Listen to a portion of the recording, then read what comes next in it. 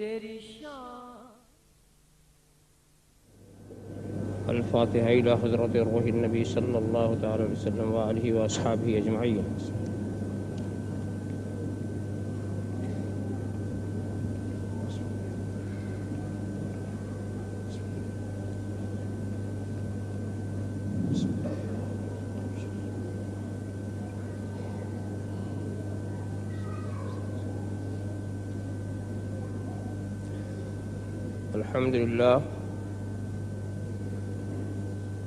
الحمد لله الذي قال في شان حبيبه الكريم عليه التحية والتسليم إن الله وملائكته يصلون على النبي يا أيها الذين آمنوا صلوا عليه وسلموا تسليما لبيك اللهم ربنا وسعديك اللهم صل وسلم وبارك على سيدنا ومولانا محمد طب القلوب ودوائها وعافية الأبدان وشفائها ونور الأبصار وضيائها وآله وصحبه دائما أبدا. سبحان ربك رب العزة عما يصفون سلام على المرسلين والحمد لله رب العالمين.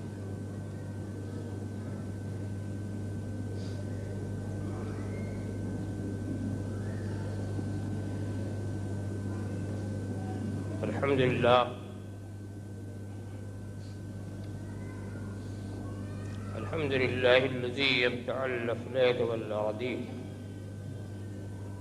والصلاة والسلام على من كان نبيا وآدم بين الماء والطين وعلى آله وأصحابه أجمعين برحمتك يا أرحم الراحمين. أما بعد، أعوذ بالله من الشيطان الرجيم. بسم الله الرحمن الرحيم. وهو معكم أينما كنتم. صدق الله مولانا العظيم وصدق رسوله النبي الكريم ونحن على ذلك لمن الشاهدين والشاكرين والحمد لله رب العالمين. بارك الله لنا ولكم في القرآن العظيم ونفعنا إياكم بالآيات والذكر الحكيم إنه تعالى جواد كريم ملك بر رؤوف رحيم.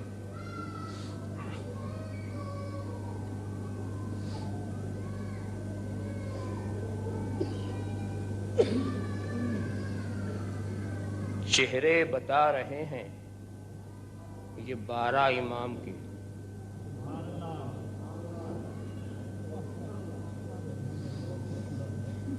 چہرے بتا رہے ہیں یہ 12 امام کے، ہر عکس بے مثال ہے خیر الانام کے. سب عکس بے مثال ہیں خیر الانام کے. جو کھو گئے ہیں عارض و گیسوئے یار میں. جو کھو گئے ہیں، جو کھو گئے ہیں عارض و گیسوئے یار میں، فرصت کہاں کہ پیچھے لگیں صبح و شام. فرصت کہاں کہ پیچھے لگیں صبح و شام کے. جو کھو گئے ہیں عارض و گیسوئے یار میں، فرصت کہاں کہ پیچھے لگیں صبح و شام کے. دیکھے گئے ہیں، دیکھے گئے ہیں قیصر و دارائے وقت بھی. دیکھے گئے ہیں قیصر و دارائے وقت بھی، قدموں میں سر جھکائے تمہارے غلام کے. قدموں میں سر جھکائے تمہارے غلام کے. لا ترفعو کہیں تو کہیں لا تقدمو. لا ترفعو کہیں تو کہیں لا تقدمو. قرآن دے رہا ہے اصول احترام کے. قرآن دے رہا ہے اصول احترام کے. قرآن دے رہا ہے اصول احترام کے۔ اللہ کا کلام تھا طالب حبیب کا، اللہ کا کلام تھا طالب حبیب کا، اور حضرت کلیم تھے طالب کلام کے، اور حضرت کلیم تھے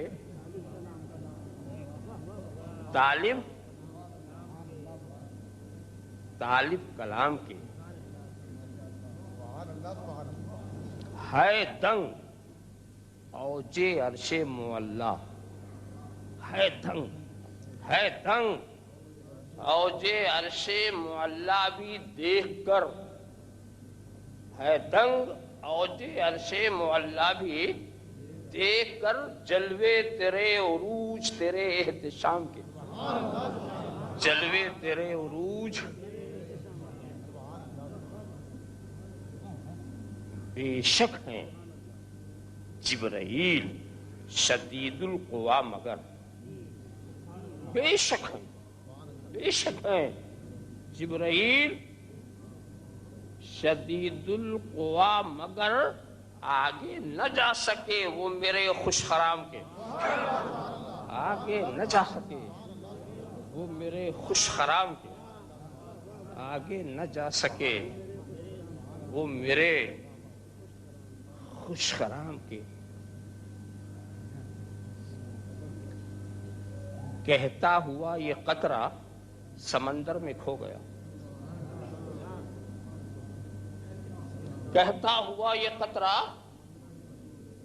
سمندر میں کھو گیا، قربان اس بقا کے نثار اس دوام کے، قربان اس بقا کے۔ کہتا ہوا یہ قطرہ سمندر میں کھو گیا، کہتا ہوا یہ قطرہ سمندر میں کھو گیا، قربان اس بقا کے نثار اس دوام کے، قربان اس بقا کے۔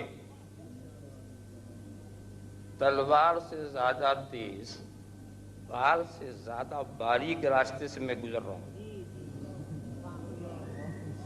ذرا سے توجہ آپ کی ادھر ادھر ہوئی تو نہ جانے آپ کیا سمجھ لیں گے۔ اپنا شریک ہم کو کیا لا شریک نے، اپنا شریک ہم کو کیا لا شریک نے، احکام بھیج کر کے درود و سلام،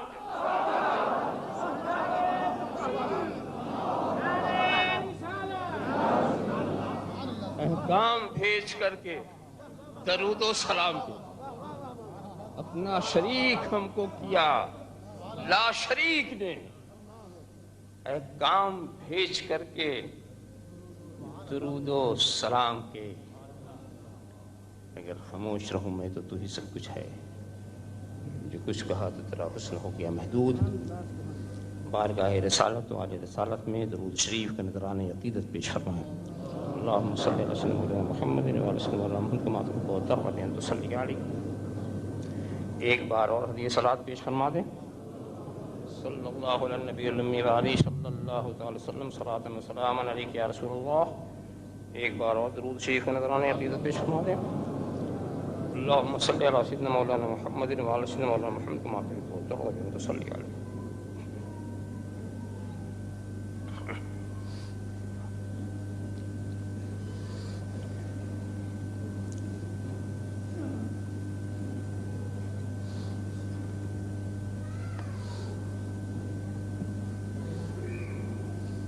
جن تین عظیم ہستیوں کی یاد منانے کے لیے ہم آپ یہاں حاضر ہوئے ہیں، وہ اپنے اپنے عہد میں عظمتوں کے پہاڑ تھے۔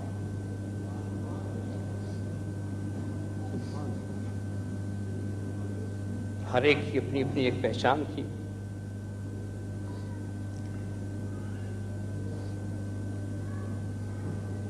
وہ تو اپنی زبان قال سے یہ کہنے والے نہیں مگر ان کی حالت بولتی تھی. ان کی حالت بولتی تھی. آپ خود ہی سمجھ لیں گے کہ اپنے زبان قال سے کیوں نہیں کہتے، اور اس سچائی کا بھی آپ اعتراف کریں گے کہ ان کی حالت یہ بولتی تھی، جس کو زبان حال کہہ لیجیے.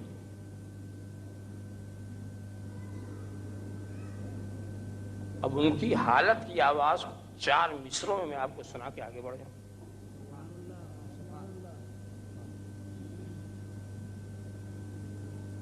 جو بات سچ ہے آیا اس کو صاف صاف کرے.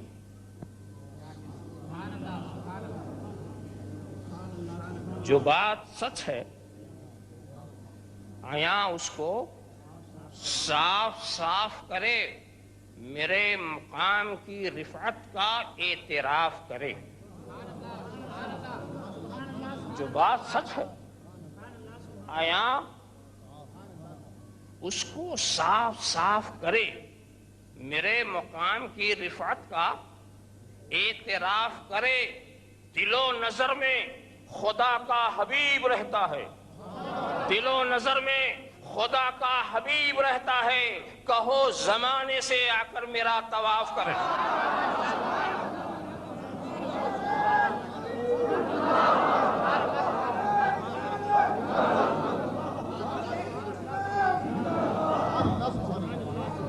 جو بات سچ ہے آیا اس کو صاف صاف کرے، میرے مقام کی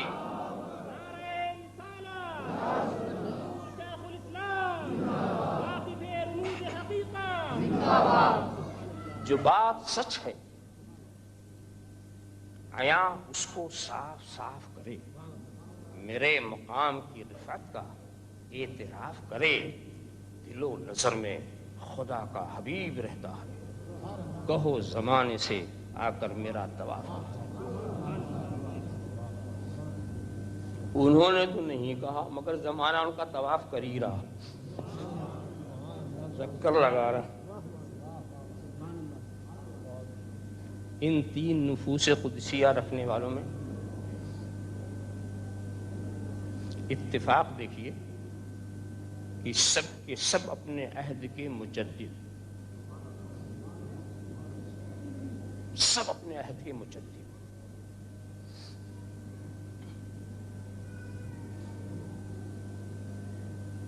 مگر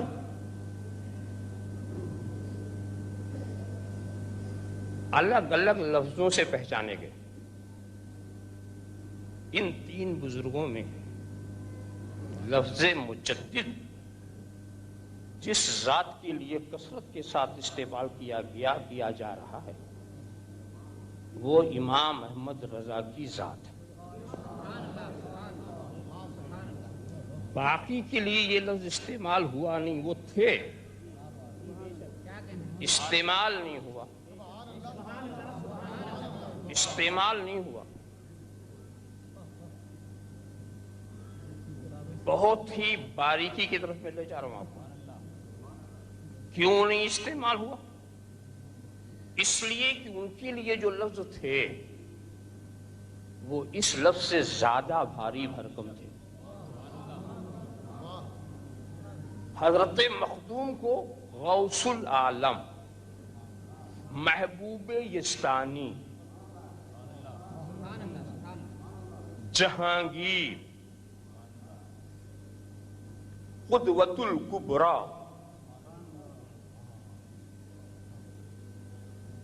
قطب الاعلی، قطب الدائرہ، یہ سارے الفاظ ان کے لیے استعمال ہوئے. اس میں غوث العالم اور محبوب یزدانی کا لفظ بہت معروف و مشہور،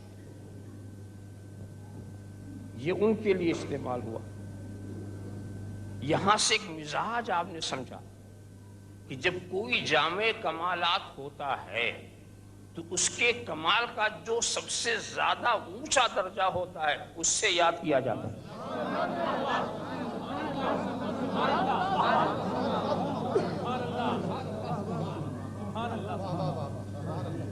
ایسے ہی شیخ وجیہ الدین علوی گجراتی کو ان کے دور میں مجدد کے لفظ سے نہیں یاد کیا گیا، ان کو کہا گیا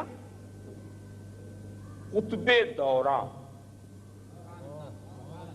قدوۃ العارفین اور شیخ العالم، یہ الفاظ ان کے لیے استعمال کیے گئے۔ ایک بات میں ذرا سب کچھ ہٹ کے کہنا چاہوں کہ حضرت شیخ وجیہ الدین علوی گجراتی کے باکمال ہونے میں، جامع الفضائل ہونے میں نہ مجھے کبھی شک تھا نہ آج ہے، مگر ایک لفظ مجدد کا ان کی ذات کے لیے فٹ نہیں ہو رہا تھا، نہیں ہو رہا کہ مجدد کا لفظ ان کے لیے فٹ نہیں ہو رہا تھا۔ کیوں؟ مجھ کو جو مجدد کی تعریف سکھائی گئی اس پر وہ اتر نہیں رہے تھے۔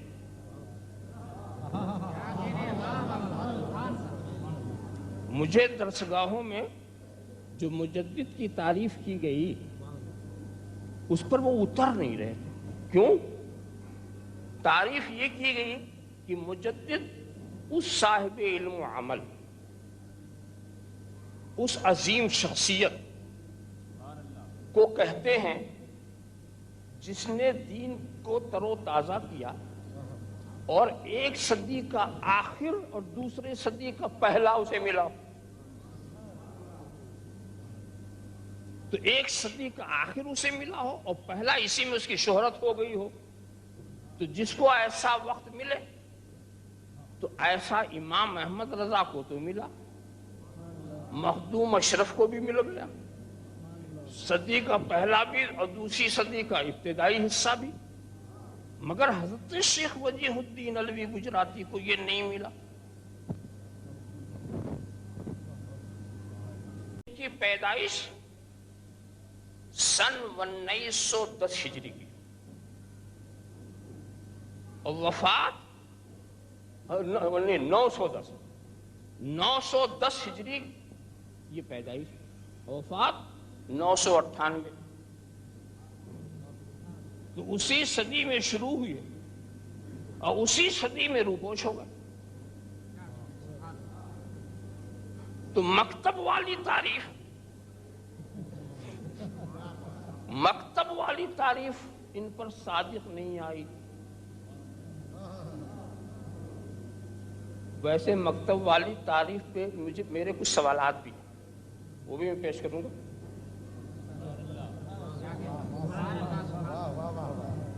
مگر مجھے اس کے باوجود ان کے مجدد ہونے کا ایسا ہی یقین ہے جیسے دن میں کسی کو سورج کے وجود کا یقین ہوتا۔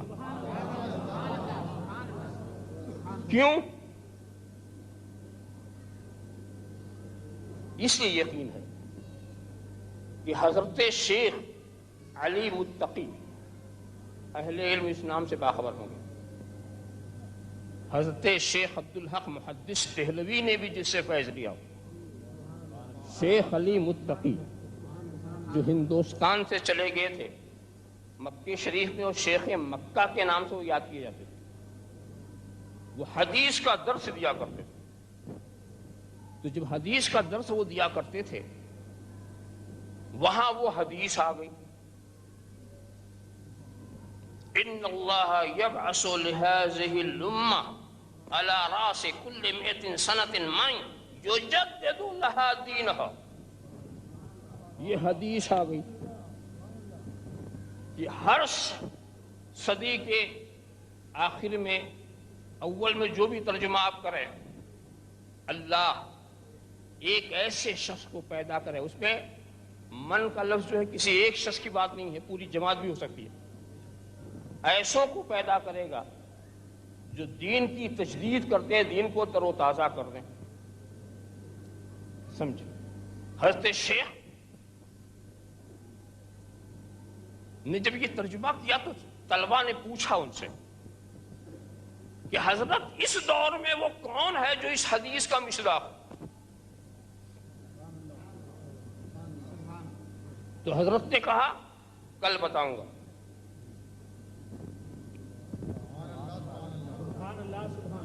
سب کے علمی کارنامے ان کی نگاہوں کے سامنے تھے، چاہتے تو بول دیتے کل بتاؤں گا۔ نماز تہجد میں انہوں نے خود سرکار سے پوچھا، سرکار سے پوچھا سرکار آپ کے اس ارشاد کا اس وقت مصداق کون ہے؟ تو سرکار کہتے ہیں اس وقت اس کا مصداق وجیہ الدین ہے۔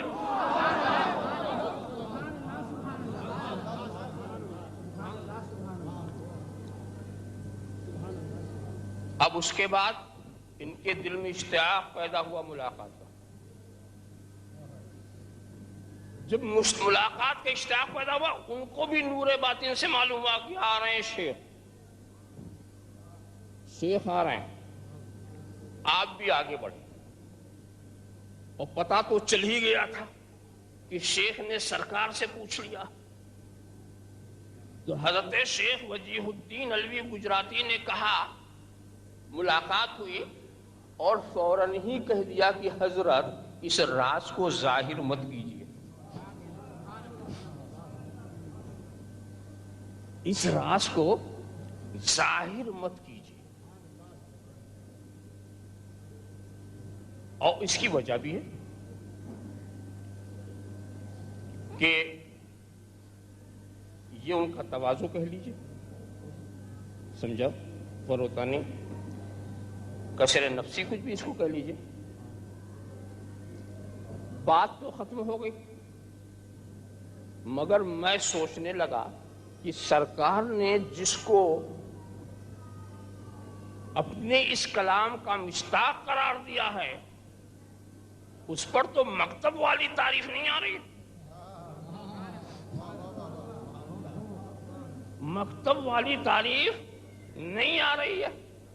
صادق نہیں، دوسروں کے لیے یہ بات حجت بنے یا نہ بنے، مگر شیخ علی متقی کے لیے یہ بات حجت تھی، سمجھا۔ اس لیے سرکار نے ان سے خود کہا، سرکار سے انہوں نے خود بالمشافہ پوچھا، انہوں نے بتایا۔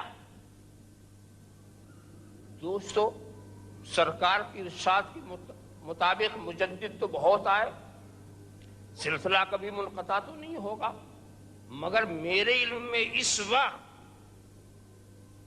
سارے مجددین اور سارے کاملین میں ایک ہی مجدد ہے جس کو اللہ کے رسول نے مجدد کہا۔ اللہم صلی علی سیدنا مولانا محمد کما صلی اللہ علیہ وسلم صلاۃ و سلام علیک یا رسول اللہ۔ کلام متکلم اپنے کلام کا مصداق خود متعین کر دے، متکلم اپنے کلام کا مصداق خود متعین کر دے تو بات تو کچھ اور ہوگی۔ اور یہ مریدین معتقدین یہ تو جس کو چاہے جو کرے، ان کے کہنے کا کیا اعتبار، جس کو چاہیں جو کہہ دیں، علامہ بنا دیں، مجدد بنا دیں، کچھ بھی بنا دیں، ان کی زبان پر کون رکاوٹ ڈال سکتا ہے اور ان کے دماغ کی کون اصلاح کر سکتا ہے، مگر اصل مصداق کون ہے۔ اب یہاں پر وہ پھر مکتب والی تعریف کا ٹکراؤ وہ کیسے دور کیا جائے؟ تو مکتب والوں نے کیا سوچا کہ معاملہ ایسا ہے کہ حضور نے کہا کہ ہر 100 سال کے بعد ایک مجدد ہوگا، کچھ ہوں گے جو دین کو تازہ کریں گے۔ یہ بتائیے، یہ 100 سال کے بعد 100 سال کے بعد پہلے ابتدا متعین کرو، جب تک ابتدا نہیں وہاں سے 100 کی گنتی کیسے چلے گی؟ ابتدا متعین کرو۔ تو کیا سرکار نے کوئی ابتدا متعین کی؟ آپ نے ہجری سے حساب لگانا شروع کیا نا، ہجری سے، اور حضور کے زمانے میں ہجری کا وجود ہی نہیں۔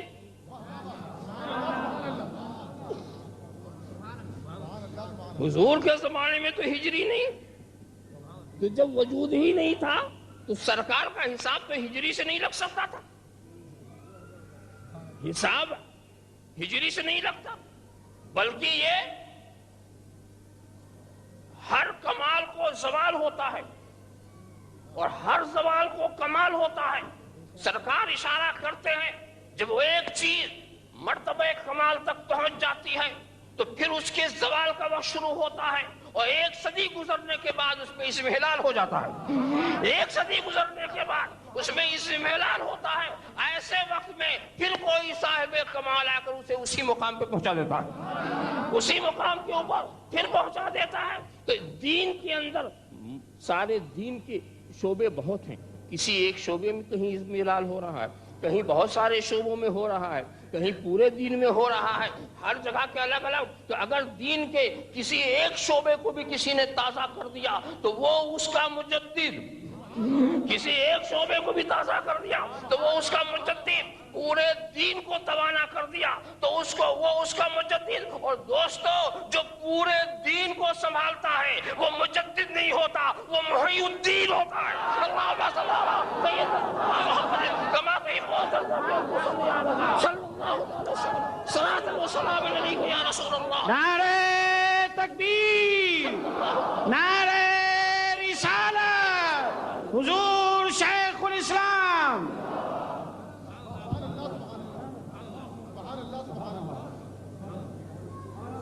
آپ اس چیز کو اچھی طرح سے سمجھتے چلے جائیں۔ تو اب جہاں جس علاقے الگ الگ، ہر علاقے میں دین کے کس گوشے میں کمزوری آ رہی ہے، دین کا کون سا مسئلہ ہے جو ہلکا پڑتا جا رہا، رسول کی وہ کون سی سنت ہے جسے چھوڑا جا رہا، وہ کون سی بدعت ہے جو اسلام کے اندر جس کا دخل نہیں وہ اندر آ رہی ہے، تو ہر علاقے کا، ہر عہد کا دین کو تازہ کرنے والا جو مجدد ہوگا وہ اس کی اصلاح کرے گا، وہ اس کی اصلاح۔ اسی بنیاد پر حضرت عالمگیر کو بھی مجددین میں شمار کیا گیا۔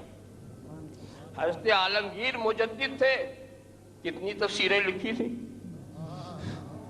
کتنی کتاب لکھی تھی، کتنے بچوں کو پڑھایا تھا، کچھ نہیں کیا تھا، نہیں، انہوں نے ایک بہت بڑا کام کیا کہ مغلیہ دور کی حکومت جو کفر کی لائن پہ چل رہی تھی اس کا رخ بدل دیا، جو کفر کے لائن پہ چل رہی تھی اس کا رخ بدل دیا۔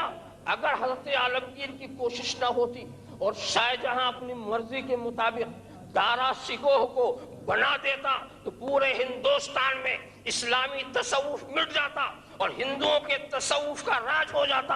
دارا شکوہ ہندوؤں کے تصوف سے بہت متاثر تھا، اور اسی لیے حضرت عالمگیر نے سوچا باپ کی محبت ہے، بڑا بھائی ہے، وہ اسی کو بنائیں گے، پھر وہ اسلام کے رخ کو پھیر دے گا، لہذا اسلامی تصوف کو بچانے کے لیے باپ کو بھی قید کر دو، بھائی کو بھی کنارے لگا دو۔ اللہم صلی علی سیدنا مولانا محمد کما تحب۔ نعرہ تکبیر، نعرہ رسالت، حضور شیخ الاسلام صلی اللہ علیہ وسلم، صلاۃ و سلام علیک یا رسول اللہ۔ پھر انہوں نے اسلام کو ہی بچایا، اور پھر ایک اور محنت سے کام کیا کیا، اس دور کے سارے جلیل القدر فقہا علماء، ان کی ایک انجمن تیار کی، ایک جماعت تیار کی، اور کہا مفتاب اقوال کو اکٹھا کر دیجئے، مفتاب اقوال کو اکٹھا کر دیجئے، اور آپ جو کچھ کر جائیں گے بعد والوں کے لیے بڑا فائدہ ہوگا۔ اسی لیے وہ فتاوی عالمگیری اسی دور کی ہے جو مفتاب اقوال کو اس میں جمع کیا گیا ہے، اس لیے اس دور کے علماء نے ایک بڑی محنت سے اس کو جمع کیا۔ اگر آج کے اوپر چھوڑ دیا جاتا، نہ جانے لوگ کدھر چلے جاتے، کس چیز کو مفتابع سمجھتے، کس کو نہ سمجھتے، اپنی خواہشات کے مطابق عمل کرتے۔ لہذا حضرت عالمگیر کا ایک ایسا عظیم کارنامہ کہ کیا دوسروں نے، مجدد یہ ہوئی۔ اللہم صلی علی سیدنا مولانا محمد کما تحب صلی اللہ علیہ وسلم، صلاۃ و سلام علیک یا رسول اللہ۔ تو بس آپ کو اگر حساب لگانا ہے تو عروج و کمال کا حساب لگاؤ، کہاں کمال ہے کہاں زوال ہے، کہاں کمال ہے کہاں زوال ہے۔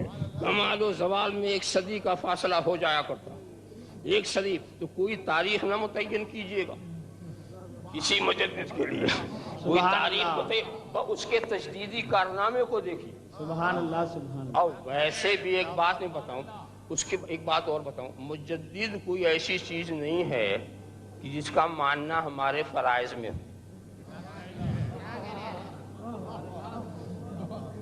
نہیں، فرائض میں نہیں۔ کسی کو مجدد ہم مانے چاہے نہ مانے، یہ تھوڑی کہ نہیں مانو گے تو ایمان سے نکل جاؤ گے، نہیں مانو گے تو سنی نہیں رہو گے۔ سبحان اللہ۔ جو کسی کو اس طرح سے منوائے سمجھ لو کہ اس نے سمجھا ہی نہیں کہ مجدد ہے کیا۔ ارے مجدد اور ہوتا ہے، نبی اور ہوتا ہے۔ مجدد کا کام تازہ کرنا ہوتا ہے نا۔ اچھا ایک بات بتائیں، جس چیز کا ماننا ہمارے لیے ضروری ہے خود اس کے لیے ہے کہ نہیں؟ جیسے نبی کی نبوت ماننا ہمارے لیے ضروری ہے کہ نہیں؟ بے شک۔ اور خود نبی کے لیے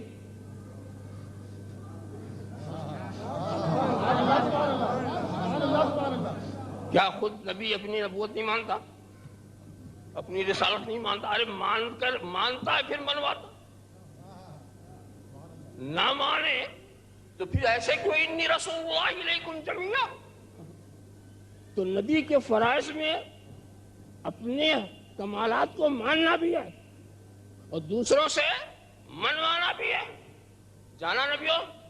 اور مجدد کا حال ہے، کسی بھی مجدد سے جا کے پوچھو آپ مجدد؟ میں کہا مسحاق صاحب کو آپ نے کیسے مجدد کر دیا؟ کسی بھی مجدد سے پوچھو۔ اعلیٰ حضرت امام احمد رضا کی کتابوں کو دیکھو، کچھ لوگوں نے تنزن ان پر یہ بات کہی تھی کہ بڑے آپ مجدد بنتے ہیں، یہ ہوتے ہوئے تنزن کہی تھی، تو حضرت نے اس کا جواب یہی دیا تھا کہ میں نے کب اپنے کو مجدد کہا اور کب میں نے لکھا اپنے کو، کب مجدد لکھا، یہ جواب دیا۔ معلوم ہوا کہ اگر ایمان لانا لازم ہوتا تو پہلے وہی ایمان لاتے،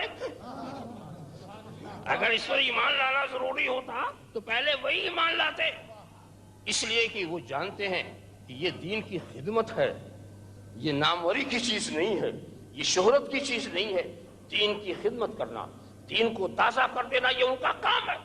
اسی کو حدیث نے قائم بامر اللہ کہا ہے، یہ وہ لوگ ہیں جو اللہ کے امر پر قائم ہیں، اور جب یہ اللہ کے امر پر قائم ہے تو انہیں کسی کی نہ مخالفت کی پرواہ ہے، نہ کسی کی معاونت کا، سبحان اللہ، سبحان اللہ، کسی کو نہیں ڈالتے، سبحان اللہ، وہ کسی کو نہیں ڈرتے، وہ اپنا کام کیے جائیں گے، ان کا اپنا کام کیے جائیں گے۔ آؤ خدا خود دیکھ رہا ہے کہ میرے حبیب کے دین کو تازہ کون کر رہا ہے، سبحان اللہ، خدا خود دیکھ رہا ہے میرے حبیب کے دین کو تازہ کون کر رہا ہے۔ تو جب تک یہ دین رہے گا یہ تازہ کرنے والے لوگ رہیں گے، لہٰذا ان کے عہد کو انچ فٹ سے ناپنے کی کوشش مت کیجیے۔ اللہم صلی علی سیدنا مولانا محمد وعلی سیدنا مولانا محمد کما تحب و ترضى۔ سبحان اللہ، سبحان اللہ۔ یہ سوچنے کی بات اور سمجھنے کی بات ہے، یہ دین کے تازہ کرنے والے ہیں۔ اب اور آپ دیکھیں، ابھی حضرت شیخ وجیہ الدین علوی گجراتی، ان کا تو ذکر آ ہی گیا، اور یہ سعادت تو ان کو ایسی ملی ہے، یہ ہم نہیں کہتے کہ یہی تنہا وہی مجدد ہے۔ حضرت مجدد الفسانی اس نام سے کتنی شہرت رکھتے حضرت مجدد الفسانی، مگر حضرت مجدد الفسانی وہ مجدد کس نے کہا؟ مولانا عبد الحکیم سیال کوٹی، سب سے پہلے کس نے کہا؟ مولانا عبد الحکیم سیال کوٹی۔ اور مولانا عبد الحکیم کو خود مجدد الفسانی نے کیا کہا؟ آفتاب پنجاب۔ سبحان اللہ، سبحان اللہ۔ وہ کیا تھے؟ آفتاب پنجاب، یہ حضرت نے کہا۔ اور انہوں نے کیا کہا؟ مجدد الفسانی۔ مگر آفتاب پنجاب نے کبھی اپنے کو آفتاب پنجاب نہیں کہا، اور مجدد نے کبھی اپنے کو مجدد نہیں کہا۔ مجدد ان کو کہا عبد الحکیم سیال کوٹی، مولانا عبد الحکیم سیال کوٹی نے، اور وہیں سے یہ چیز شہرت ہو گئی۔ معاملہ ایسا تھا ہی، ان کے تجدیدی کارنامے نمایاں تھے، شہرت کی وجہ بھی ہے۔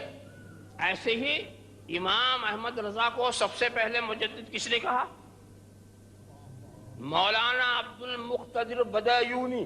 سبحان اللہ۔ پٹنہ میں کانفرنس ہوئی تھی، علماء و مشائخ کا جمع غفیر، کانفرنس میں سمٹے ہوئے تھے شمال و جنوب، مشرق و مغرب کے علماء۔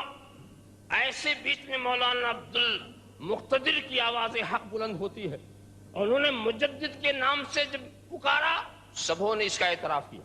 سبحان اللہ. کسی نے اس میں کسی شک و شبے کا گنجائش نہیں کی.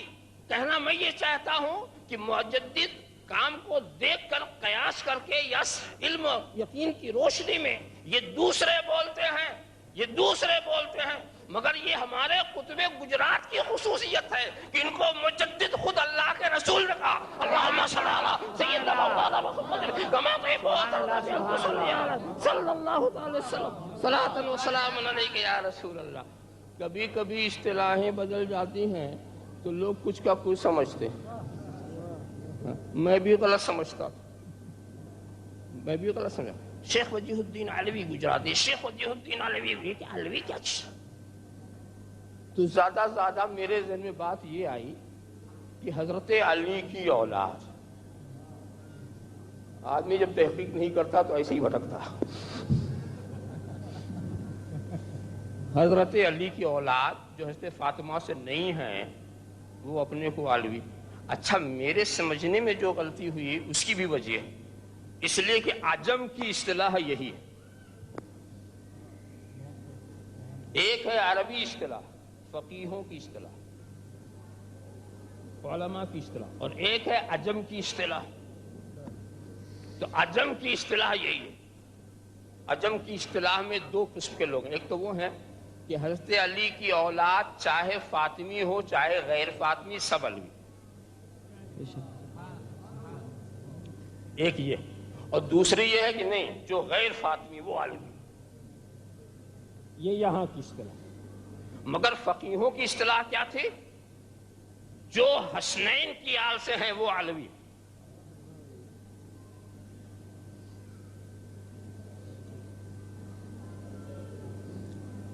علوی کی تعریف شرف السادات میں یہی کی گئی،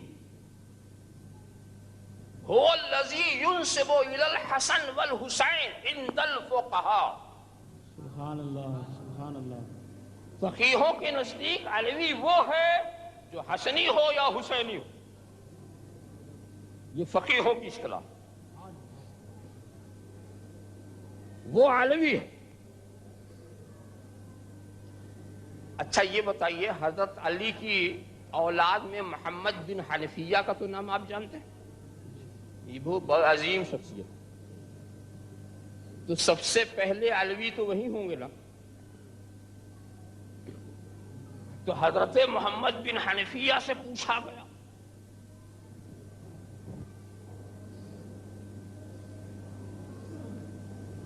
حضرت حسنین کے بارے میں پوچھا، کہا تو انہوں نے جواب کیا دیا؟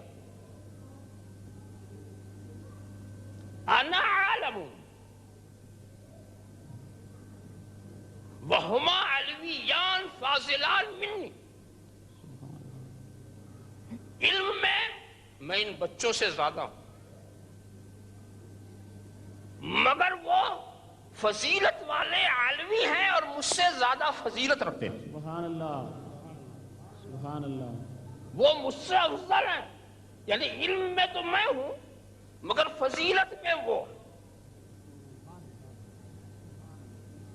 آپ کہیں گے کہ حسن حسین کی شان ہی کچھ اور تھی، ان کے تو قصائد سرکار ہی نے ارشاد فرما دیے، تعریف کر دی، جنتی جوانوں کا سردار کہہ دیا. مگر ایک جاہل علوی ہو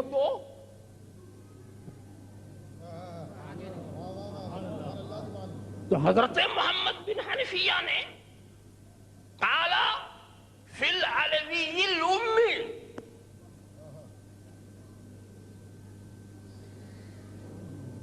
کہ انا عالم وہو افضل بالترتیب. والترتیب اصل ثابت من لدن عہد رسول اللہ صلی اللہ علیہ وسلم فی یومنا ھذا.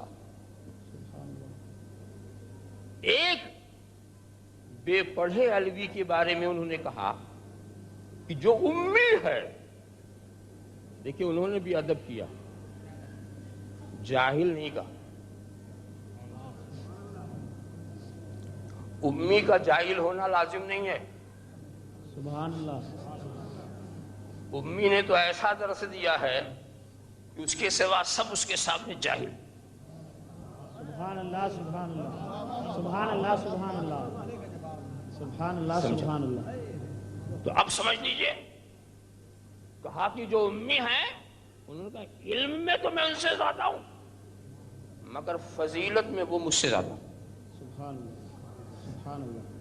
وہ فضیلت میں یہ کون کہہ رہا؟ محمد ابن حنفیہ ابن حیدر کرار، یہ وہ کہہ رہے ہیں.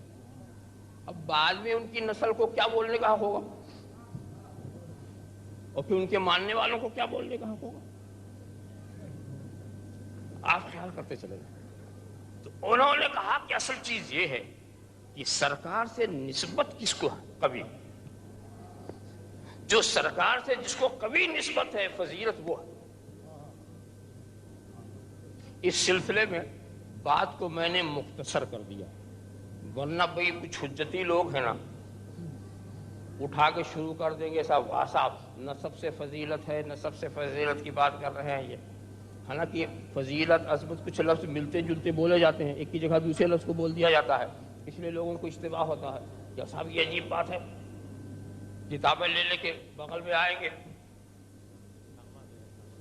صدیق اکبر، فاروق اعظم، ان کی فضیلت تو اجماعی ہے نا، ان سے تو کوئی افضل نہیں. حالانکہ یہ نہیں دیکھتے کہ کیا کیا خصوصیات حاصل ہوئی ان کو جس سے ان کو وہ فضیلت حاصل ہوئی، مگر میں ان سب باتوں کو جانے دیتا ہوں. ایک چیز ہے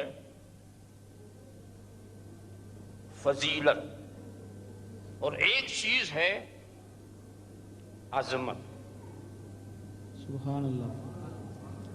اور ایک چیز ہے شرافت، اور ایک چیز ہے کرامت. اور ایک لفظ دوسرے لفظ کے مقابل میں بول دیتے ہیں لوگ، ادھر کا ادھر ادھر کا ادھر کر دیتے ہیں، مگر صحیح معلوم ہے کیا ہے. عظمت حاصل ہوتی ہے نسبت سے، بے شک بے شک. اور فضیلت حاصل ہوتی ہے علم و عمل سے، بے شک. اور شرافت حاصل ہوتی ہے نسب سے، سبحان اللہ. اور کرامت حاصل ہوتی ہے اللہ کے فضل سے. سبحان اللہ سبحان اللہ سبحان اللہ سبحان اللہ. یہ ساری چیزیں ہیں نا. تو اب جس کو رسول سے نسبت، اور جتنی قوی نسبت ویسے ہی عظمت والا. سبحان اللہ. اور جس کو جو علم و عمل میں آگے وہ فضیلت والے، بے شک. اور جن کا تعلق رسول سے نسبی ہے لگ رہا ہے وہ شرافت والے. سبحان اللہ سبحان اللہ. اور جس کا جو ہمیشہ فضل الہی کے سائے میں ہے وہ کرامت والے. بے شک.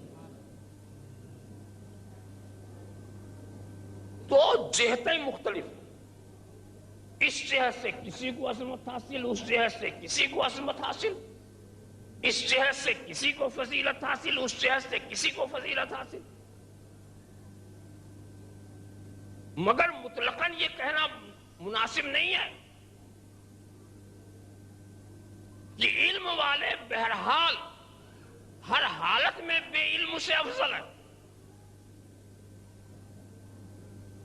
حالانکہ آیت قرآنی ہے اس میں تخصیص کرنی پڑے گی، تخصیص کرنی پڑے گی. هل يستوي الذين يعلمون والذين لا يعلمون، اس کا معنی یہ کہ عالم اور جاہل برابر نہیں. مگر اس کو اگر عموم پہ رکھا گیا تو ایک مشکل پڑے گی، تخصیص کرنی پڑے گی. اس لیے بتاؤ، ایک صحابی رسول جو امی ہو، جس نے کچھ نہ پڑھا ہو، مقلد ہو، مجتہد نہ ہو، صحابی رسول ہو، امی ہو، کسی سے کچھ نہ پڑھا ہو، مجتہد نہ ہو، علم میں امام اعظم مجھ سے آگے ہیں، امام شافعی اس سے آگے ہیں، امام مالک اس سے آگے ہیں، امام احمد ابن حنبل، علم و عمل دونوں میں ہم آگے دیکھ رہے ہیں، علم میں آگے ہم دیکھ رہے ہیں، عمل کی تعداد میں بھی، مقام کی بات تو نہیں کر سکتا، تعداد میں بھی ہم آگے دیکھ رہے ہیں، مگر یہ کیا بات ہے کہ رسول کا دیکھنے والا اگر بے پڑھا ہو تو امام اعظم سے افضل، امام شافعی سے افضل، امام احمد ابن حنبل سے افضل، امام مالک سے افضل، امام مالک سے افضل۔ پتہ یہ چلا کہ سرکار جو پڑھنے والے تو نے بھی پڑھا ہے اور اس جاہل نے بھی پڑھا ہے، تو نے کتابیں پڑھی ہیں، اس نے میرا چہرہ پڑھا ہے۔ اللہ تکبیر، نعرہ رسالت، نعرہ حیدری، شہزاد حضور محدث اعظم ہند، حضور شیخ الاسلام۔ سبحان اللہ، سبحان اللہ۔ تو اگر آپ تفسیر نہیں کریں گے تو خود اہل سنت کا عقیدہ مجروح ہو جائے گا کہ غیر صحابی کبھی صحابی سے افضل نہیں ہو سکتا، پڑھ نہیں سکتا، پڑھ نہیں سکتا۔ تو یہ اس کو بڑا مشکل مرحلہ یہ آ جائے گا، مشکل مرحلہ آ جاتا ہے۔ اچھا دوستو، جو سرکار سے بڑی نسبت قوی رکھتے ہیں نا، اچھا عجیب چیز، میں آج چاہتا تھا کہ حضرت شیخی کے تعلق سے کچھ باتیں عرض کروں، اس لیے کہ بعض بزرگوں کے تعلق سے کتابوں میں، تحریروں میں، تقریروں میں اتنے مواد لوگوں کے سامنے آ گئے ہیں، مخدوم اشرف کے تعلق سے اگر پوچھا جائے بہت ساری باتیں لوگ بتا دیں گے۔ ایسے ہی امام احمد رضا کے بارے میں سبھی جانتے ہیں، گھر گھر ان کا چرچا ہے اور ان کی آواز ہر جگہ پہنچی ہے، مگر شیخ وجیہ الدین علوی گجراتی کے تعلق سے بہت کم معلومات لوگوں تک پہنچائی جا سکی ہے، اور تو میں چاہتا تھا کہ میں مختصر سی تاریخ ان کی ضرور آپ کے سامنے آج رکھوں، اور ان کے تعلق سے کچھ باتیں جو میں نے اپنے علم و تحقیق کی روشنی میں حاصل کیا ہے وہ آپ کے سامنے پیش کروں۔ اسی لیے میں نے ذرا سا رخ اپنا بدل دیا ہے، اور اب موقع ملا تو اس آیت کریمہ کا ترجمہ عرض کر دوں گا جو میں نے پڑھا ہے، اور کہیں اس کو مفصل بھی بیان کر دوں گا، مگر اب جو میں نے رخ بنا لیا ہے میں اسی طرف تھوڑی دیر کے لیے آپ کو لے چل رہا ہوں۔ ایک تقریر آپ سن چکے، ایک تقریر بعد میں سنیں گے، اب اس بیچ میں تقریر نہ بھی سنیں تو حرج کیا ہے۔ اللہم صلی علی سیدنا مولانا محمد کما تحب و ترضى بأن تصلی علیہ صلی اللہ تعالی وسلم صلاۃ و سلام علیک یا رسول اللہ۔ سوچنے اور سمجھنے کا۔ اچھا ایک عجیب لطیفے کی بات بتا دوں، پوری تاریخ اگر شیخ کی مختصر طور پہ میں سمجھانا چاہوں تو اس کے لیے 3 لفظ کی ضرورت ہے۔ آپ سوال کرو میں جواب دوں گا، اور لفظ 3 ہی، 3 میں سے چوتھا لفظ استعمال نہیں کروں گا۔ وہ لفظ کیا ہے؟ شیخ وجیہ دین۔ سبحان اللہ، سبحان اللہ، وجیہ دین، یہی میں اسی لفظ کو میں استعمال کروں گا، پوری تاریخ حضرت کی آ جائے گی۔ آپ کہیں گے حضرت کی پیدائش کب ہوئی، کس سن میں؟ ہم نے کہا شیخ، سبحان اللہ، خ کا 600، شین کا 300، یہ کا 10، سبحان 910 ہجری۔ سبحان اللہ، سبحان اللہ۔ سمجھا؟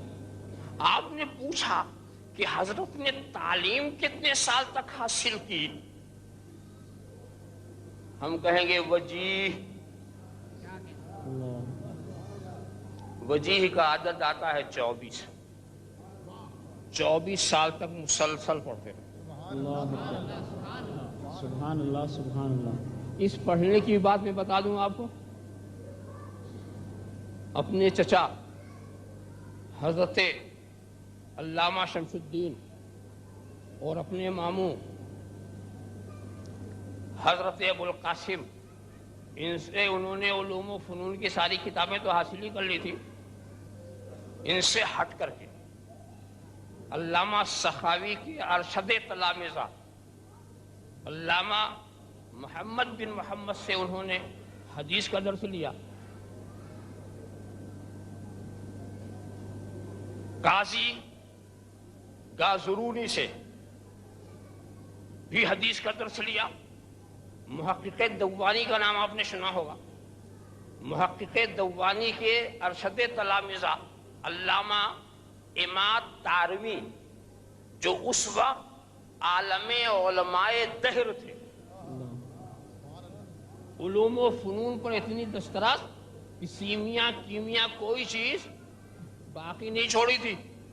سارے علوم و فنون کے وہ جامع تھے، ان سے انہوں نے سیکھا. قاضی مبارک کا نام سنا ہوگا، یہ بھی علامہ تارمی ہی کے شاگردوں میں تھے، یعنی حضرت شیخ وجیہ الدین کے یہ استاد بھائی ہوتے. اب جناب والا سیکھا، سیکھنے کے بعد بھی میں جو بات کہنا چاہتا ہوں کچھ الگ. سیکھنے کے بعد علامہ تارمی کا جب انتقال ہو گیا، جب ان کا انتقال ہو گیا، ان کو دکھ ہوا. ہو سکتا ہے کہ کچھ علوم لے کے چلے گئے. وہ چاہتے تھے کہ جو کچھ استاد کے پاس ہے سب لے لو. ہو سکتا ہے کچھ علوم لے کے چلے گئے، یہ دل میں خیال تھا. اور افسوس تھا آپ کو کہ رات میں سرکار خواب میں آتے، کہا فرزند افسوس مت کرو، میں تمہیں اتنا علم دوں گا جو استاد کے پاس بھی نہیں، سبحان اللہ سبحان جو اللہ. استاد کے پاس نہیں. تو سرکار نے علم کیسے دیا؟ جملہ علوم و فنون کا نام کاغذ پہ لکھ دیا، لکھ کر ایک کاغذ پکڑا دیا ان کو. حضرت شیخ کو وہ کاغذ دے دیا، اس پہ صرف علوم و فنون کے نام تھے، یعنی کوئی ایسا علم نہیں تھا جو چھوڑ دیا ہو. اب پھر حضرت شیخ کا عالم یہ ہوا کہ جس علم کی طرف توجہ فرماتے تھے اس کے ماہر نظر آتے تھے. جس علم کی طرف توجہ فرماتے تھے اس کے ماہر نظر آتے تھے. 60 علوم و فنون سے زیادہ کے ماہر، 60 علوم و فنون سے زیادہ کے ماہر. اور سرکار نے پڑھا دیا، سرکار نے دے دیا فرزند کو. اب سوچئے یہ سب کچھ حاصل کرنے میں کتنے سال لگے؟ وجیہ، سبحان اللہ. وجیہ میں جتنا عدد نکلتا، یہ سب کچھ حاصل کرنے میں وجیہ 24 سال، 24 سال لگے. اچھا اس کے بعد تو حضرت شیخ نے حاصل کر کے پڑھایا بھی کہ نہیں پڑھایا؟ لوگوں کو بنایا یا نہیں بنایا؟ گجرات اس وقت ایسا مرکز علم تھا کہ عرب سے لوگ حضرت شیخ کے پاس پڑھنے جاتے تھے. تو حضرت شیخ نے پڑھایا، ہاں پڑھایا. کہا کتنے سال پڑھایا؟ کہا دین کا عدد جوڑ لو، نون کا 50، یہ کا 10، دال کا 4، 64 سال تک پڑھاتے رہے. اپنے عہد میں دین کو مکمل ہی کر دیا. پڑھائی مکمل ہو گئی. 64 سال. آپ کہیں گے کس سن میں بیٹھے تھے پڑھانے کے لیے؟ کس سن میں بیٹھے تھے؟ ہم نے کہا اگر یہ معلوم کرنا تو شیخ وجیہ جوڑ لو. سبحان اللہ. 934 سن 934 میں بیٹھے پڑھانے کے لیے. 64 سال تک پڑھاتے رہے، 24 سال تک علم حاصل کرتے رہے. اب آپ پوچھیں بھی وصال کب ہو گیا؟ وصال کب ہو گیا؟ کہا شیخ وجیہ دین. سبحان اللہ سبحان اللہ سبحان اللہ سبحان اللہ سبحان اللہ. وہ 998 ہو گیا. ذرا صاحب خیال کریں انہی لفظوں سے. اور ان کے پڑھانے کے 2 طریقے تھے. ایک تو وہ جیسے ہمارے علماء پڑھاتے، ایک پڑھانے کا طریقہ بڑا نرالا، بڑا نرالا. ایک شخص آیا بہت پریشان، ایک طالب علم آپ کی درسگاہ میں آ گیا. اس کی پریشانی حیرانی دیکھ کر کے انہوں نے پوچھا تو پریشان کیوں ہے؟ تو اس نے کہا میں حضرت میاں وجیہ الدین سے ملنے آیا. حضرت میاں وجیہ الدین سے ملنے آیا ہوں. تو طلبہ تو خاموش رہے. حضرت نے پوچھا ان سے تمہارا کیا کام ہے؟ سبحان اللہ سبحان اللہ. کیا کام ہے؟ کہا میری ایک آرزو ہے جو میں انہی سے کہوں گا. سبحان اللہ سبحان اللہ. میں انہی سے کہوں گا. کہا کہ سنو، حضرت میاں وجیہ الدین تو کہیں رہتے ہیں اور وجیہ الدین یہ خاکسار ہے. یہ فقیر جو ہے وہ وجیہ الدین ہے اور حضرت میاں وجیہ الدین تو کہیں رہتے ہیں. کہا نہیں، بس مجھے انہی سے کام، مجھے انہی سے کام. اور یہ کہہ کے 10 قدم بوسی کیا، جانے لگا. نظر سے نظر ملی، جانے لگا. طلبہ نے کہا ابھی آیا ابھی جاتا ہے. ارے ٹھہر جا، کچھ ٹھہر جا. کہا جب ایک ہی آن میں سب کچھ مل گیا تو ٹھہر کے کیا کروں گا؟ سبحان اللہ سبحان اللہ. ایک ہی آن میں سبحان جو اللہ کچھ سبحان مل گیا تو معلوم ہوا کسی کو وہ نگاہوں سے پڑھاتے تھے، کسی کو کتابوں سے پڑھاتے تھے. سبحان اللہ سبحان اللہ. کسی کو نگاہوں سے پڑھاتے تھے، کسی کو وہ کتابوں سے پڑھاتے تھے. جو کتاب لے کے آتا تھا وہ کتاب، لوگ حیران ہو گئے نا، طلبہ تو حیران ہو جائیں گے. تو حضرت نے کہا بات یہ تھی نا، تیل بھی موجود، دیا بھی موجود، آگ بھی موجود، اب جلانے ہی کی تو دیر تھی نا. سبحان اللہ سبحان اللہ. وہ شخص آیا تو پوری تیاری کے ساتھ آیا. چراغ بھی صحیح، تیل بھی صحیح، آگ بھی صحیح. اب مجھے تو کنیکشن ہی لگانا تھا نا. ذرا سا دیکھو. اور اس کے بعد جو اللہ کے رسول سے فیض حاصل کرتا ہے اس کی شان بے نیازی سنا دوں. سبحان اللہ سبحان اللہ. اللہ اکبر. اس کی شان بے نیازی میں سنا دوں آپ کو. حضرت خضر اکثر آیا کرتے اللہ. آپ سے ملنے کے لیے. ایک مرتبہ حضرت خضر سے بات ہوتی رہی. جب وہ چلے گئے تو لوگوں نے پوچھا کہ حضرت خضر سے کیا بات ہو رہی تھی آپ کی؟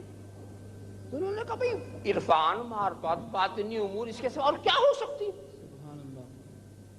تو وہ بھی شخص پوچھتا یہ بتائیے آپ نے کچھ ان سے لیا یا دیا؟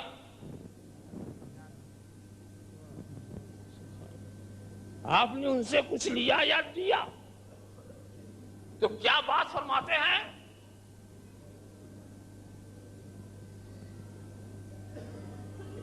کہ ہم رسول کے آدمی،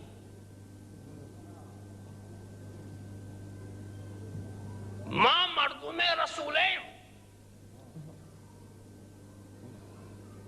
ومن كان مامورا بفیض رسول، جو رسول کے فیض کا مامور ہوتا ہے،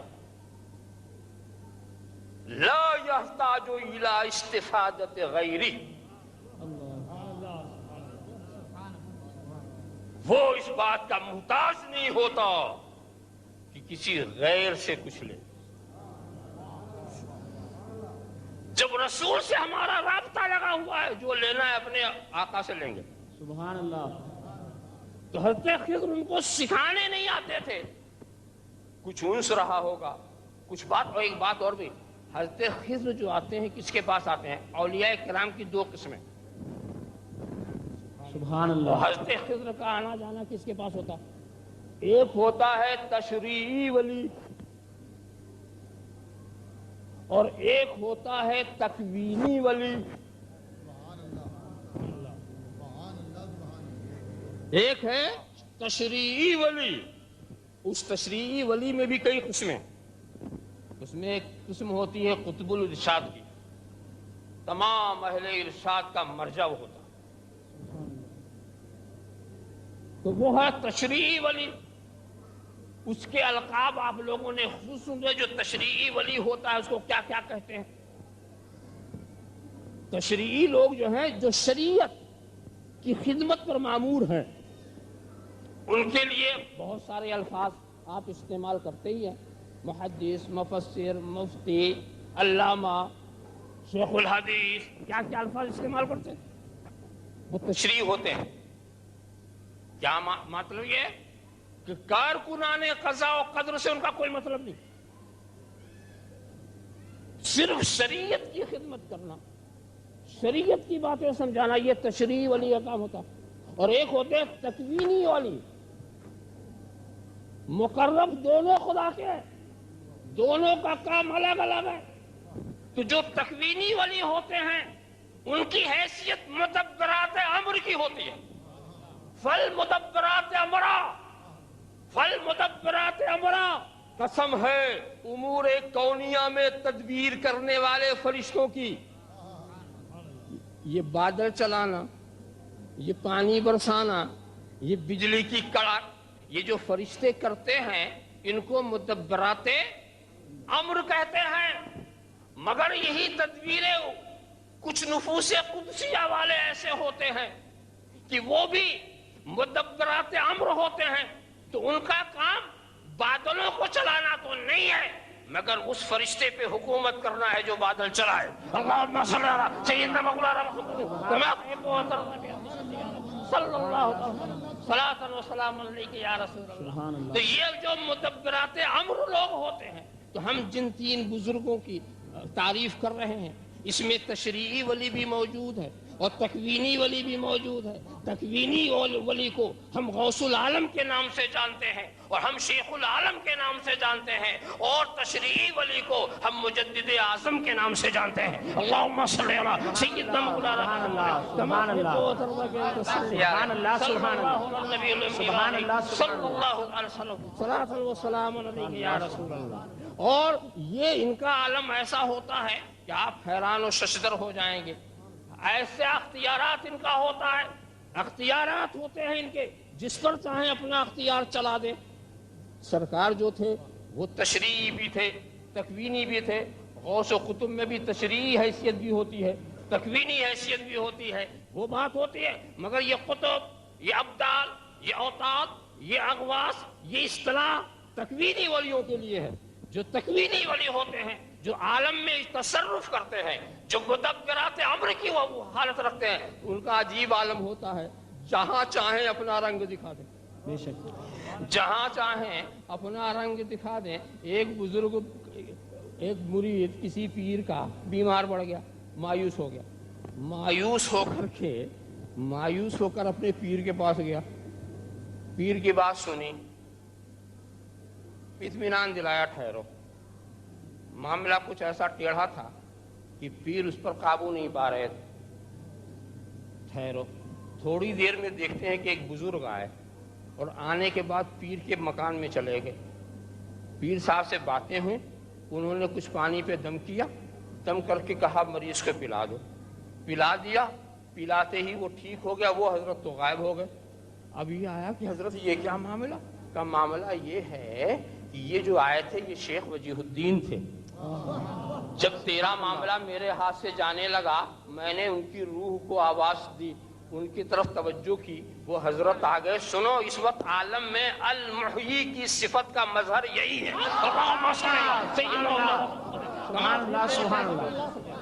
تو حضرت عیسیٰ کے قدموں پر، اچھا یہ بھی عجیب اتفاق ہے، ہمارے مخدوم بھی حضرت عیسیٰ کے قدموں پر ہیں اور حضرت شیخ وجیہ الدین بھی حضرت عیسیٰ ہی کے قدموں پر ہیں. یہ بھی مردوں کو زندہ کیا. انہوں نے تو بیمار کو اچھا کیا.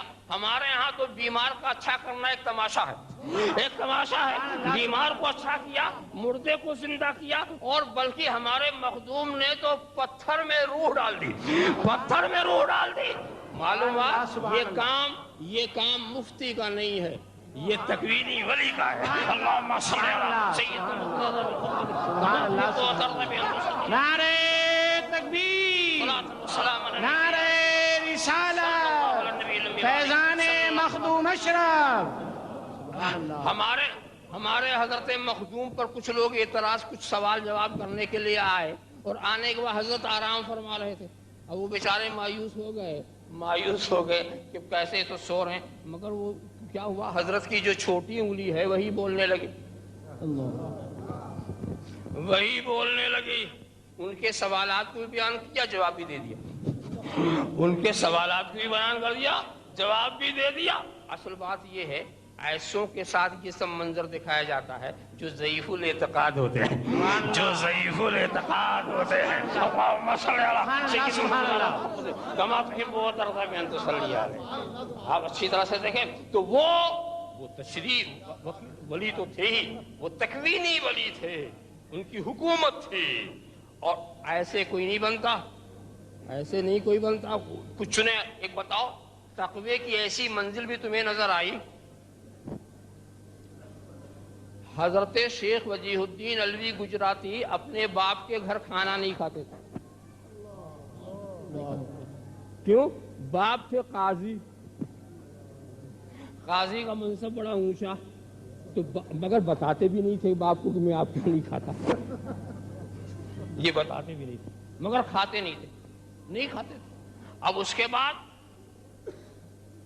یہ مرتا باپ تک خبر پہنچ گئی کہ بیٹا آپ کا کھانا نہیں کھاتا۔ پوچھا بھئی تم میرا کھانا نہیں کھاتے؟ کہاں بات یہ ہے کہ آپ سامان وغیرہ اپنے خادموں سے منگاتے ہیں، ہو سکتا ہے لین دین بے و شرع میں کچھ گڑبڑی ہوتی ہو، کچھ حق تلفی ہوتی ہو، اور قاضی کا نام سن کر کوئی بولتا نہ ہو، اس لیے میں نہیں کھاتا، کہیں اس میں شائبہ نہ ہو۔ کہا بیٹے کھانے پینے میں ہر معاملے میں میں کامل احتیاط سے کام کرتا ہوں، اگر اتنا احتیاط نہ کرتا تو تیرے جیسا بیٹا کیسے ملتا؟ سبحان اللہ سبحان اللہ، نعرہ تکبیر، نعرہ رسالت، فیضان مخدوم اشرف، فیضان حضرت وجیہ الدین گجراتی، فیضان امام احمد رضا، یا رسول اللہ صلی اللہ علیہ نبی الامی وآلہ صلی اللہ علیہ وسلم۔ ایک سبق بھی دے دیا حضرت نے کہ بیٹوں کو اچھا چاہتے ہو تو اپنے خود اچھے بناؤ، حرام کھاؤ گے تو بچہ کیسا پیدا ہوگا؟ حرام کھاؤ گے تو بچہ کیسے پیدا ہوگا؟ آپ اپنے بچے کی شکایت کرنے سے پہلے اپنا محاسبہ کرنا۔ اللہم صلی علی سیدنا سبحان اللہ، کما تحب وترضى سبحان اللہ سبحان اللہ، صلی اللہ تعالی سبحان اللہ سبحان اللہ، وسلام علیک یا رسول اللہ۔ تو دیکھو بزرگان دین کی بڑی ہی شان ہے، اور آپ بڑے خوش نصیب ہیں کہ ایسی مقدس ہستیوں کی آپ یاد منا رہے ہیں۔ وآخر دعوانا ان الحمد للہ رب العالمین۔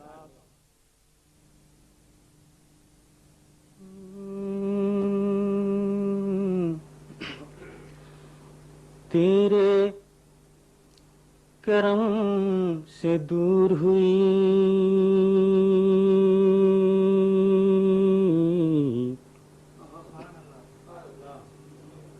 تیرگی میری۔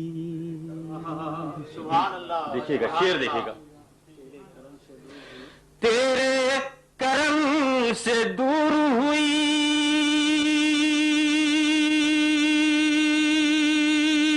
تیرگی میری،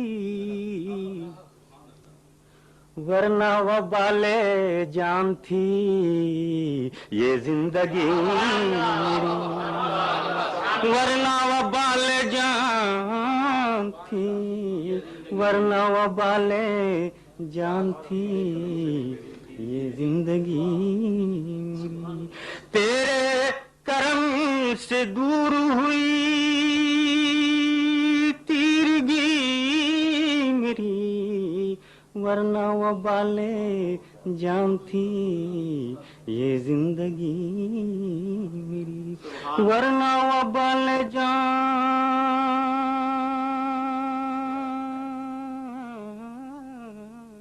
ورنہ وبال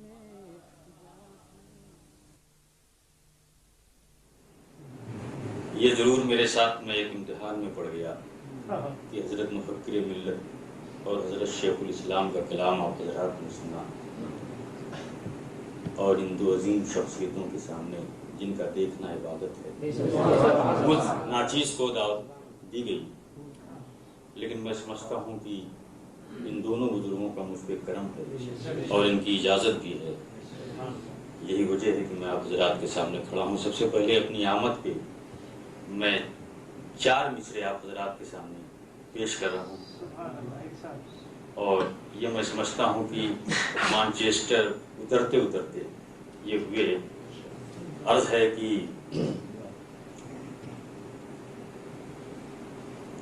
غم حبیب میں بیمار بن کے آیا ہوں، غم حبیب میں بیمار بن کے آیا ہوں، میں کیسے کہہ دوں کہ لاچار بن کے آیا ہوں. غم حبیب میں بیمار بن کے آیا ہوں، میں کیسے کہہ دوں کہ لاچار بن کے آیا ہوں. ارے زمانے والو مقدر پہ میرے ناز کرو، غلام احمد مختار.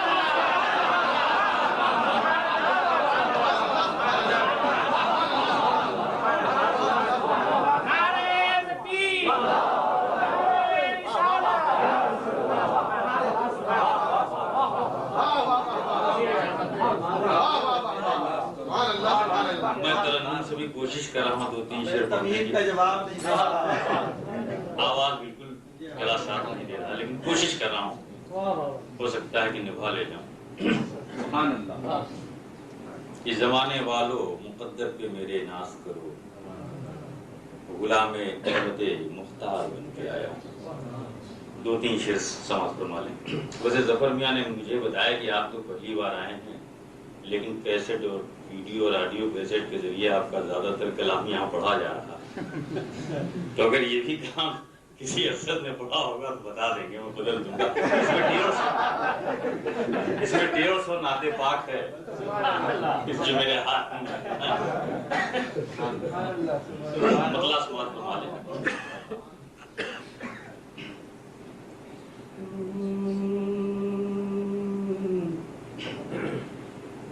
تیرے کرم سے دور ہوئی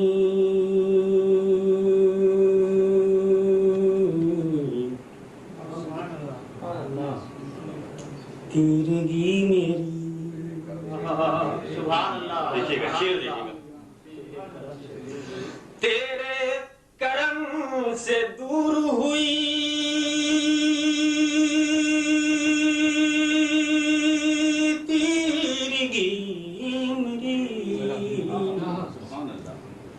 ورنہ وبالے جان تھی یہ زندگی، ورنہ وبالے جان تھی، ورنہ وبالے جان تھی یہ زندگی.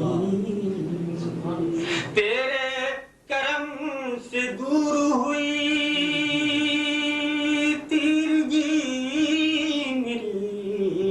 ورنہ وہ بالے جانتی یہ زندگی، ورنہ وہ بالے جان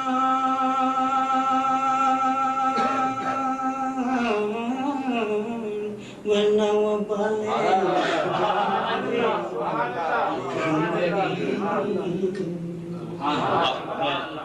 بڑی محنت کرنی پڑی، آواز بالکل صاف نہیں کری. دیکھیے گا.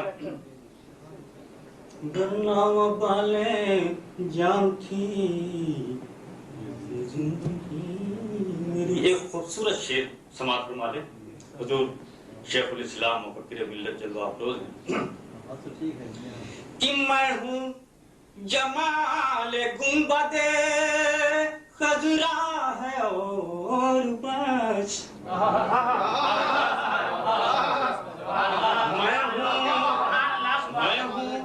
جمال گنبد خضرا ہے اور بس. ارے لائی ہے کس مقام کے دیوانے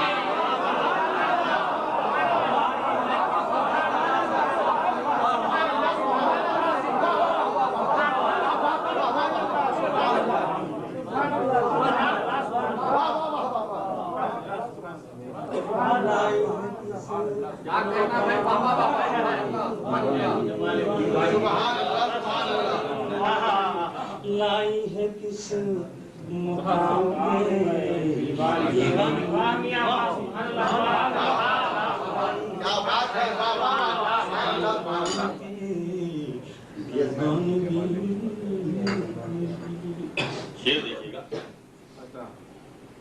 खूबसूरत शेर देखिएगा इसमें, ये मुझे बहुत पसंद है ये नाते पाक, इसलिए मैंने शुरू किया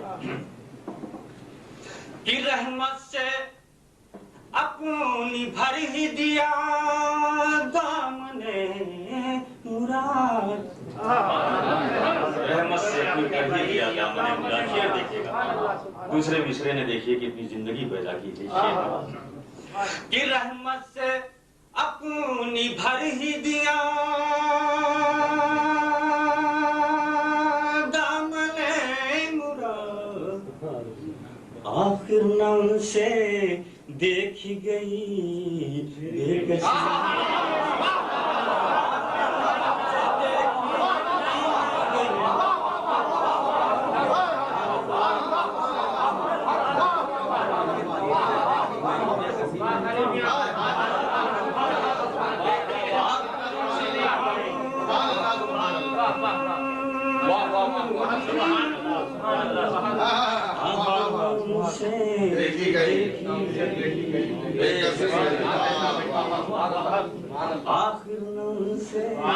देखी गई वरना वो बाले जान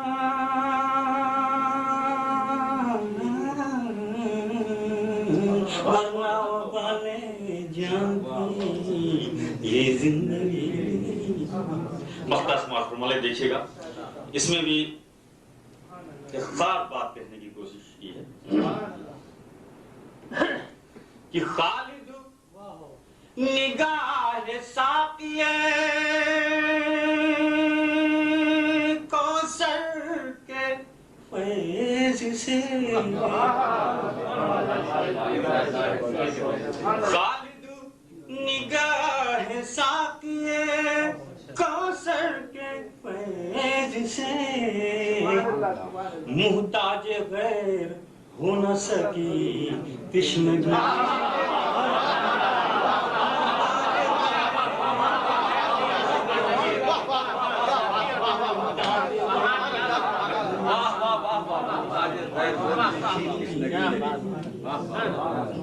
तेरे करम से दूर हुई तीरगी मेरी, वरना पाले जानी ये जिंदगी, वरना पाले जान थी, वरना वो पाले